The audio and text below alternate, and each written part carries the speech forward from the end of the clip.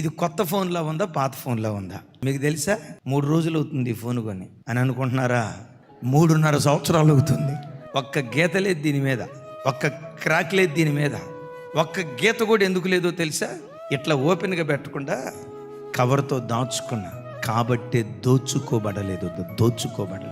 పిల్లలు వాళ్ళు కొన్నిసార్లు అర్థం చేసుకోకపోవచ్చు, అయినా కప్పుకోవటం మన పిల్లలకు మనం నేర్పుదుంగాక. మనం ఆరాధించే యేసయ్య ఉన్నారు కదా, ప్రకటన గ్రంథంలో కనపడతారు. ఆయన వేసుకున్న వస్త్రాలట పాదముల అంచులు మట్టుకు దిగిందట.